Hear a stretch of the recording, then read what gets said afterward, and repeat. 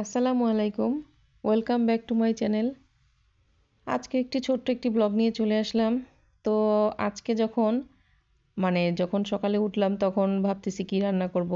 তো ফ্রিজে মুরগিও ছিল, মাছও ছিল। তো মাছ তো যেহেতু এর আগে খাওয়া হয়েছে, তো আজকে আমার শাশুড়িও বলল যে ঠিক আছে আজকে মুরগি রান্না করো। গতকালকে যেহেতু মাছ হয়েছিল। আসলে আমাদের গৃহিণীদের মনে হয় প্রতিদিনই একই কাজ। দেখা যায় যে আজকে যেমন রান্নাবান্না করতেছি, আবার যখন আজকে রান্নাবান্না শেষ, খাওয়া-দাওয়া শেষ, তখন কালকের জন্য আবার চিন্তা ভাবনা করি। আর আমার মতো মনে হয় সবাই এরকম করে। তো যাই হোক, আজকে মুরগি বের করেছিলাম, তো ওটাই আসলে রান্না করছি। আর হচ্ছে শাক রান্না করব। আর এই বাসায় উঠেছি প্রায় সপ্তাহখানেক হয়ে যাবে। এই তো আর ২-৩ দিন গেলেই সপ্তাহখানেক হয়ে যাবে। তারপরও মনে হয় যে এখনো মনে হয় যে গোছগাছ হয়ইনি। আসলে অনেক কিছুই করে ফেলেছি, কিন্তু টেলিভিশনের লাইনটা আমাদের তো আকাশ টেলিভিশন, তো ওটা আসলে লাগাতে হবে। আর ওটা আমাদের এই বাসার আসলে বাড়িওয়ালা ছাদে অ্যালাউ করেনি, তাই এটা বারান্দায় লাগাতে হবে। তো এটা একটা টেনশন আছে, ওটা লাগাতে পারলে আর কি। এখন বাচ্চারা আসলে, আমার ছেলেটা আবার একটু খেলা দেখতে পছন্দ করে, তো টেলিভিশনে সেট করে দিলে ও খেলাটা দেখতে পারবে আর কি। তো একটু টেনশনে আছি। আসলে বারান্দায় যদি হয়ে যায় তাহলে তো ভালোই। আর এখানে হচ্ছে আমি ফুলকপি ভাজি করেছি, আর হচ্ছে এটা হচ্ছে পালং শাক দিয়ে মাছ ছিল, ওটা দিয়ে রান্না করেছি। আরেকটা হচ্ছে তেলের বোতলটা, এটা আমার শাশুড়ির। তো উনি এটা দিয়েছিল, তারপরে এটাতে আমি এখন তেল ভরবো। তেল ভরে তারপর হচ্ছে রেখে দেব। আর আমার মেয়েটা আবার একটু একটু দুষ্টামি করতেছিল। আর রান্নাবান্না শেষ, এখন ঘরের একটু কাজ করব। আর এই কম্বলটাও আমার শাশুড়ি দিয়েছিল, তো এটা আমি একটু রোদে দিয়েছি। আর আমাদের জানালা দিয়ে ভালোই রোদ আসে, আমার ছেলের রুম এটা। তো এখনও গুছগাছ, গুছগাছ বলতে এখনও অনেক কাজ বাকি। আর টুকটাক অনেক জিনিস চেঞ্জ করব, তাই ঘরটা একটু এলোমেলো। পরে ইনশাল্লাহ সব গুছগাছ হলে আমি একটা একটা করে দেখাবো।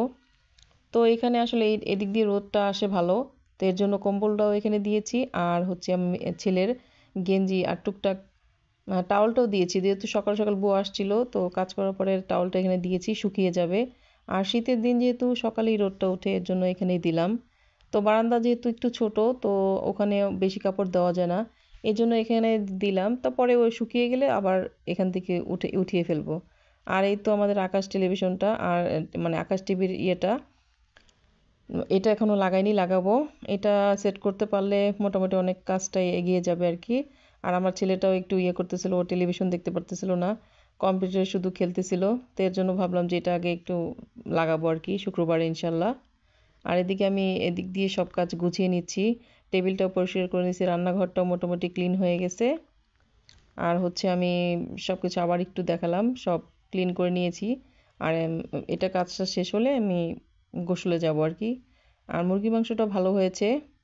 আর এটা হচ্ছে বিকেলের ভিডিও। বিকেল বলতে আসলে সন্ধ্যা।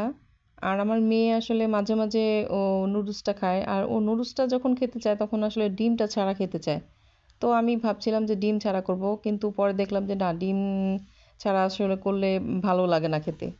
তো যাই হোক, আর এখন যে ডিমের দামের জন্য ভাবলাম যে একটা ডিম দিয়ে 3 প্যাকেট নুডলস দিয়েছিলাম, তো এটার মধ্যে আবার পেঁয়াজ কলিও দিয়েছিলাম। তো এইভাবে আর কি পানি দিয়ে তারপরে বসিয়ে দিয়েছিলাম একেবারে আর কি একসাথে। আর একটা প্যাকেটের মশলা দিয়েছি, আর আরেকটা প্যাকেটের মশলা অল্প দিয়েছি। তো আমার মেয়ে বলছিল খাবে, তো তো পরে দেখলাম যে আসলে কেমন যেন একটু ইয়ে লাগতেছে ডিম ছাড়া। আর আমার মেয়ে তো আসলে খায়, আর বড়রা তো আসলে ডিম ছাড়া আর ভালো লাগে না খেতে আসলে। তো তারপরে আসলে এটা সিদ্ধ করতেছিলাম, আমার শাশুড়িও বলতেছিল যে ডিম দিবে নাকি, তো আমিও ভাবতেছিলাম। তো পরে আসলে আমার ছেলে বললো যে ডিম দিয়ে দাও। তো আমার ছেলের কথা আবার ডিম নিয়ে আসলাম, ডিম দিয়ে তারপরে করলাম আর কি এটা। তো এটা সিদ্ধ হলে তারপরে আর কি ডিমটা দিয়ে দিব আর কি। তো প্রথমে ভাবছিলাম আর কি যে ডিম দিব না, পরে দেখলাম যে না, ডিম ছাড়া আসলে ভালো লাগে না। তো এর জন্য আর কি ডিমটা দেওয়া। তো আমার মেয়েও খেয়েছে। আমি প্রথমে ভাবছিলাম যে খাবে না, তো পরে পরে দেখলাম যে না, খেয়েছে সবাই যেহেতু। যখন খাচ্ছিল, তো ওর দিদাও বলতেছিল যে একটু খাও, রান্না করেছি। তো আমিও ওকে বলার পরে ওর বাবা যখন আসছে তখন খেয়েছে আর কি। তো আমরা যখন খেয়েছি তখন খাইনি, ওর বাবা আসার পরে খেয়েছে আর কি।